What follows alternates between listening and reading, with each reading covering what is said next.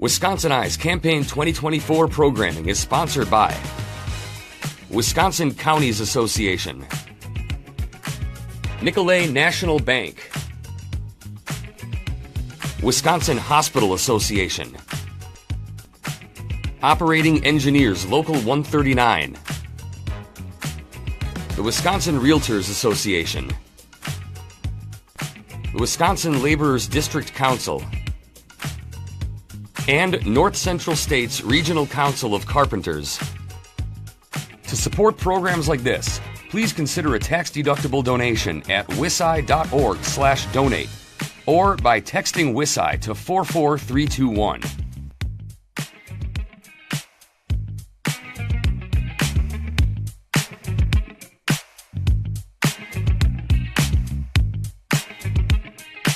Shirley Hinze of Shawano is a candidate for the 6th Assembly District, Democrat candidate. The election is November 5th. Shirley Hinze, welcome to WisconsinEye. Thank you for the offer. Well, thanks for participating in our candidate interview. What's your campaign's key message? Why are you running for this office? This is a really hard one for someone basically in my age group. I was dissatisfied with the representation we've had from the Republicans over the last couple of years. Our community is small. We're rural, farming, small school district, lack of funding, and so I thought, can't get anybody else to do this, so let me share my knowledge and my wisdom to get things moving a little bit. So if you're elected, what's an example of a bill that would be a priority for you? Okay, for me, there's would be quite a few, but honestly,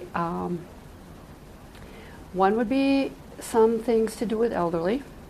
I don't like the way some of the laws are with inheritance laws, POAs, things like that. I had an experience of my own where these documents can be printed off of the internet, taken to a person, have them sign it in a nursing home, notarized, and then, property's being taken. So I even had talks with the local detectives.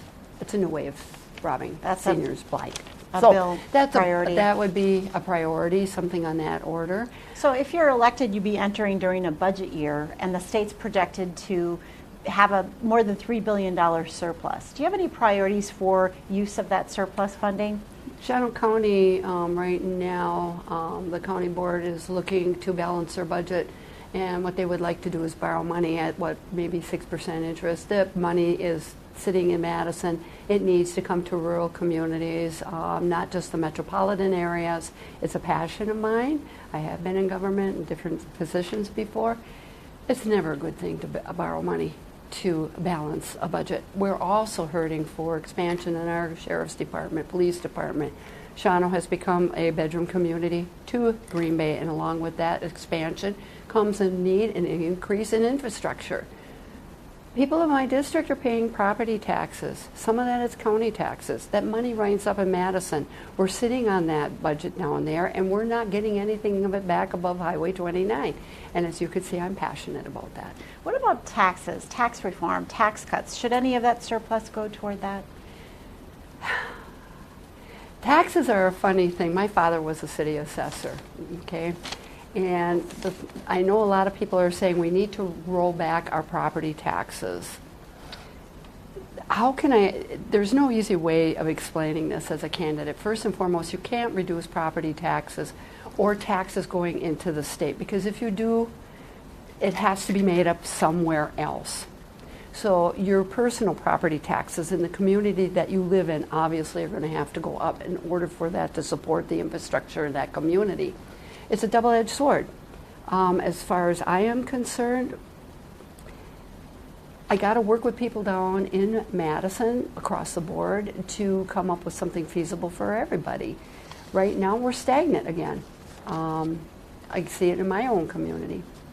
What about K-12 education? That's a leading issue for many voters. What are you hearing about education, and is that a priority for your platform? Sure it is. Back in the day when I was living in Hartland, Wisconsin, the voucher program was brought up. I was vehemently against it. seeing this in my rural community. What has happened with the voucher program is it takes that dollar amount per pupil, puts it into the voucher program, where kids in the city of Shawano per se, or a bigger area in my district, it would be Shawano, maybe some in Clintonville. What happens is it draws down the funding in the other smaller school districts, and where kids can't necessarily take advantage of a voucher program. What change would you make then? I would actually vote against the voucher program. I am not, but I do believe there's not enough regulation for that. I am hearing from parents in my area that people who necessarily don't need that kind of money will still try to go after it. And you have to remember, as voucher schools increase population, they need more teachers, they need bigger building, they need bigger staff. So what happens? Their tuitions go up. Now, if a parent can't pay for that tuition initially, what are they going to do? They're going to go right back and ask more voucher money. So and I don't like the fact that voucher schools are not held to the same educational standards as what the public schools have been. So I can't speak in a metropolitan area, but I would think that even districts around a metropolitan school where they could draw more kids into a voucher program, they're going to see and feel that loss of funding for themselves. What about higher education? What is the future of Wisconsin's higher education system? 4-year colleges, 2-year colleges, technical colleges. What does that look like to you? What's the legislature? What should they focus on? Actually, we need higher education for the professionals in the medical field. Of course, living in Wisconsin, we also know that the U has one of the best veterinary colleges in the United States. However, speaking from experience as a mom, I had one son who was always a hands-on son, okay? Did well in school, but was definitely not higher education material. Getting into a technical school worked wonders for him. 10 years later, the younger one moves on. Again, good grades in school, 4.0, went into higher education to be a high school math teacher. And this is crazy. Both of my sons now work for a city municipality, even after the education. We're hurting for people in the trades. And of course, a technical school, from my experience with my son and the mechanical aspects of things, you have some students that are not going to be that higher education kind of student. They have to be out there with their hands, working to do things. So I would like to see funding go into technical schools. We need trades. Schools. What do you see as the state's largest workforce development challenge, and how would you propose addressing it? The workforce challenge, number one, is trades. We're missing people in the trades. Young people, I'm a baby boomer, and I will be honest with you, you're hearing a lot of things about younger people that just don't want to work. I have spoken with business people in my community. We're hurting for labor in our community. Of course, again, it's not like being in a metropolitan area. We're also seeing, how can I say this, from the rural community, people leaving the farm industry and heading to the larger cities because our smaller community does not have the kind of manufacturing plants or technical type things to basically keep our kids in our community. So that's what's happening, is we've got brain drain going on. I would like to bring funding up. We have a technical outreach in Shawano. I would like to bring more funding into that. So to prevent the kids that are not going to be farmers to have some opportunity to go into a business situation. Also to bring money into my county where we can encourage businesses to come that will hire these young people. And we are hurting for trade labor in Shawano. Investments in public and energy infrastructure grow our state's economy, and they also provide an opportunity to invest in our state's workforce. But currently there are no requirements for hiring local workers. Would you support a state resident hiring requirement for state, local, and utility scale infrastructure investments? Yes. I want to keep our people in our districts, in our communities, to prevent them from losing our young people. My next door neighbor has 2 sons that are off to college right now. Once they're done with school, in fact, one was down in Milwaukee, the other one's heading to Eau Claire, they're not going to come back. So from a business perspective, I would like to see something that would keep those 2 kids in our state, encourage them to, have stay in their communities, raise their families in their communities, and that offering it to somebody from out of state, maybe if it's a particular, because we have Gen X also, which is a lab. I can see where that might be a need, just based on the education level for that very particular kind of industry. Employee classification is an issue in the construction industry. Some employers misclassify workers as independent contractors or pay them in cash off the books. This lowers costs by avoiding payroll taxes and unemployment insurance, and it puts compliant companies at a disadvantage when bidding on projects. Plus, misclassified workers may be denied minimum wage protections or overtime pay.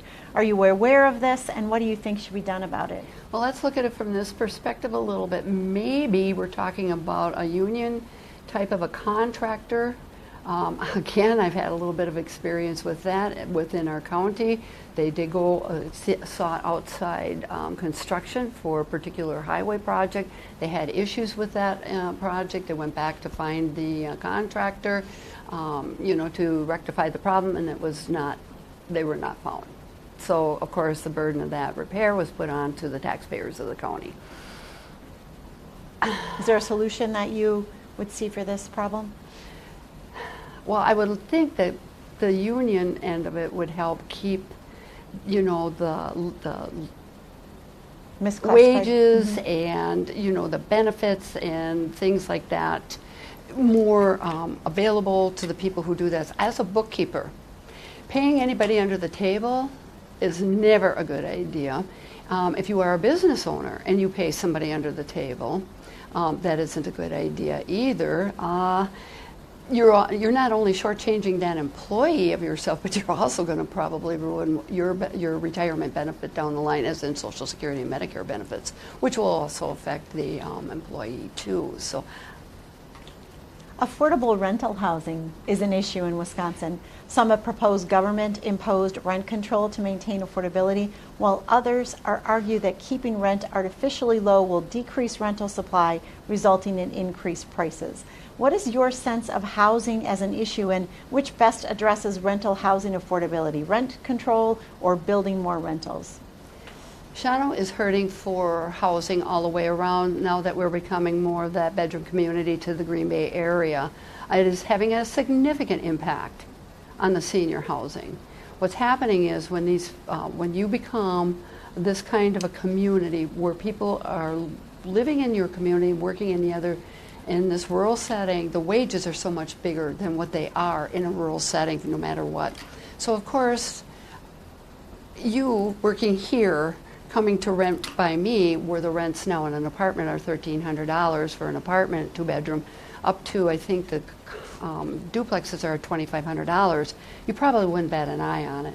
But for an existing person living in Shawano, trying to stay in Shawano, or in Clintonville, or Oconto, or any of the other communities in my district, for a person, it will be extremely difficult for them to have housing. Okay, let's get into rent control, or rent control isn't necessarily. I'm well aware of what a planned urban development is, and a tax incremental funding can be in a community, and how it can affect construction of a subdivision, how it can affect where, let's say, an apartment complex is built, and part of it is rent controlled based on income, a percentage, and that has been set by the state. Is there an easy fix for all of this? Rent control is not the way. I don't believe it. We are a free enterprise country. Build more affordable housing? Well, they possibly can if they can come up with the property to do that. But again, this is not based on a government issue. I mean, how can I say this? When you want to come in and buy up a tract of land and put up apartments as an owner, let's say you were going to do that, is it my job as an elected government official to come in and tell you what you should set your rent at? However, if you come into this building project and looking for funding from me, as in street infrastructure, sidewalks, what have you, certain sizes of things, and you want to funding for this, I could put you maybe into a PUD of some sort where, okay, we're going to have some rent control here for a lower income while you can enjoy maybe a different classification, more bedroom, what have you, in a unit for a higher rent price. So there are some things already in place for some of that. I think the stagnation that's happened in Madison, maybe they're not talking to home builders in that regard to see where some of these things could actually benefit everybody in the community. Transitioning to healthcare. Medical systems are facing numerous headwinds in the form of inflation, workforce development, and issues around Medicare and Medicaid reimbursement, resulting in fewer services and even the closure of a hospital system in western Wisconsin. What would you do to preserve access to care and prevent future closures? Right now, the Shawano Hospital does not have a full-time OBGYN. I'm very aware of what's going on in our rural communities. Again, I can only speak to the district that I am living in specifically, and seeing what my friends are suffering through. You know, if women in particular, if you have a problematic pregnancy, you're going to be driving to Appleton and or Green Bay, maybe 30 miles outside of Shawano to come another 45 miles. How do you encourage hospitals to expand instead of leaving a community? Would you support increasing Medicaid rates to hospitals? I want that Medicaid. Wisconsin is one of I don't know how many states that have refused to have Medicaid come in. And it affects the people in the rural communities. Everybody thinks that it's probably very low income people, what a lot of folks, how can I say this being politically correct? Those that are in need that aren't. They don't realize that that Medicaid program affects also the elderly, and my mother was one. She wound up taking an early retirement, rods in her back, blah, blah. The whole Social Security benefit was under $800 a month. Of course she was on Medicaid. So this isn't just being handed out, you know, to people have a misconception of the public that it goes to. I think expanding Medicaid will give people better health care in our community, and also keeping the Affordable Care Act in place. What about mental health care? What are you hearing about that? A lot. What are some solutions that the legislature can adopt? We, again, getting back to, let's go back to the public school system, and then even going into a voucher school. Voucher schools are not required to have the kind of counseling situations that a public school is required by state law to have. So if you're going to take a population of kids, put them into this other school where there isn't any mental health care for them, I would think, just based on my age, and being I was an aide, you know it's going to get worse with these children. We do not have enough mental health professionals anymore in this country. And I'm not going to get into a long story other than just saying we need a lot more mental health professionals.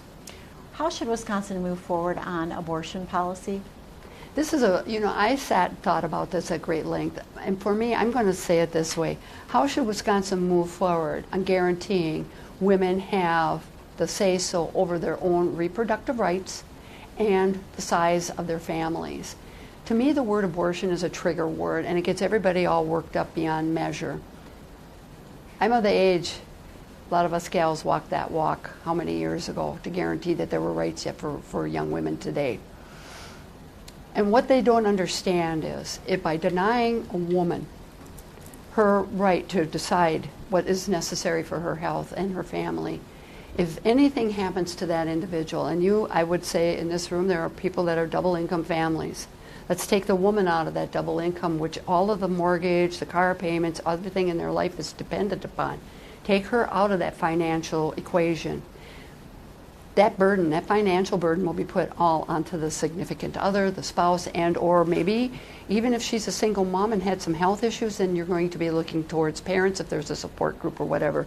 To the best of my knowledge, to this date, I have not heard the Republican Party offer any kind of financial help. It's okay, we want children, we want all of this, but what are we going to do to financially support the people who might suffer adversely because of this? Let's transition to transportation. What are the pressing transportation needs in your district, and how important is it that they're addressed, and for the state to keep on schedule with the reconstruction of aging interstates and significant corridors of commerce? My dad was a former WisDOT agent, right-of-way agent for the state of Wisconsin. I'm very familiar with state highway. In fact, I'm working with the WisDOT right now. Again, my rural community, or any of these communities who are suffering any kind of expansion, rapid expansion, it is suggested that they have at least some 6 to a 10-year strategic plan to move traffic. Unfortunately, a lot of councils don't necessarily look at that, and I am working on an intersection of my community that has become a very problematic area, our downtown area, because it includes a semi-truck route. You've got rigs 53 feet long hung up in intersections dealing with pedestrian traffic. So, secondly, dealing with the how to expand our highway system. I have been down to Milwaukee, 43 and 41. I know what my dad did on Highway 29, et cetera, et cetera. We do not have the land to expand anymore. The right-of-ways now that exist have already been there or are being continued to be developed. If these metropolitan areas are going to have any kind of ease as far as I'm concerned, you're going to have to do rail. And the United States is behind the 8 ball in rail. We need, my job, even getting people safely into my community from Milwaukee up to Shawano in different ways, would be to look at alternative forms of transportation, or getting the funding in to upgrade and maintain roads and different things. And there is still another issue that I have as far as roads in my community. Again, we have a farming situation where farms are expanding to the point of 6,000 to 8,000 cows. We have what those animals generate, and we'll get into this a little bit with your environmental, they generate a lot of waste. You have a semi-tanker hauling 24/7, 365 out of those farms on road beds that were built in the 1930s. They're degrading the road beds. It's going to be on me in my district to try and get some of that funding up into a county who's already looking to balance its budget. What about PFAS and water contaminants? Are they a concern in your district? Is it an important issue? How do you propose addressing it? Okay, the PFAS, I don't know. We have a well system in our in my Shawano area, and I would say quite a few of them do. I'm thinking, because I grew up, my family goes back 100 years in my county. PFAS are a big problem everywhere. And let's get back to the mental health and the basic health issues. PFAS right now have been found, and again, back to the abortion issue, the idea that stopping a woman's choice is all of a sudden going to just expand your population. Right now, PFAS have been found in both men and women's reproductive organs. They're in our kidneys, they're in our livers, and of course, we don't know, maybe this could be contributing to something to the mental health. It's a huge cleanup. Now, Should the state pay for it? Yes, I think it's going to have to, but it isn't the state paying for it. It is the citizens and the communities who have paid their taxes to the state that deserve to have this money come back into their communities to at least look at their water situations or the contamination situations to rectify it. This is going to affect our kids. We have to address this issue now. Last 2 questions. How would you describe the leading differences between you and your opponent? Other than age, I would say, besides that, I would have to say the lack of, I had an opportunity to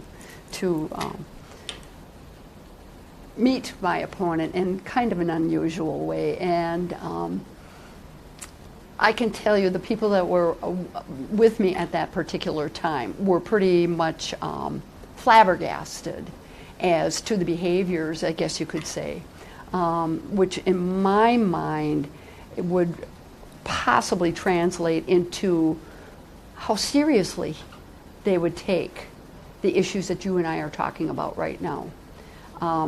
This individual is definitely, like I said, younger. He's around the same age as my older boy. I had hoped he would have exhibited a little bit more maturity in that regard, but again, this is coming from a person at my age. But people need to expect more from their elected officials. You want somebody that's going to be your voice. I am not in this race to be a career politician? And am I going down to Madison to push my agenda for what? I care deeply about the people. If you're elected, this is the last question, if you're elected and you're given a magic wand you can use in the state capitol to resolve one issue in a way that brings all parties together, what would that issue be?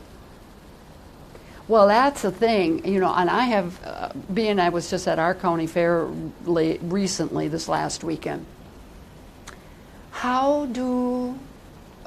does an elected official resolve a unity issue, which is a societal issue that has become so fully ingrained in the society that we are living in today? I, as an elected official, have no answer for that. I will not promise what I can't deliver on. However, I can talk to people. And my thing is always this. I want that unity. I want younger people to come in to politics. It doesn't matter on which side of the fence.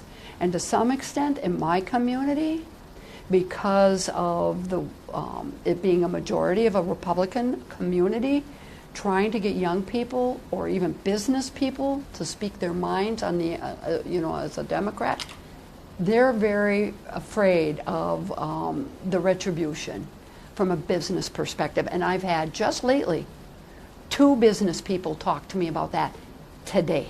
And this is where I'm passionate. You take a picture of me. So it needs to stop. We're not getting our young people in because of this. And I'm not living forever.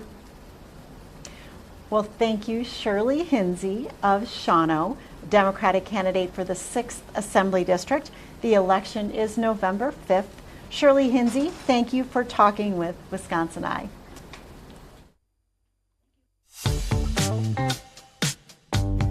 This programming is brought to you by our generous sponsors. Thank you for watching.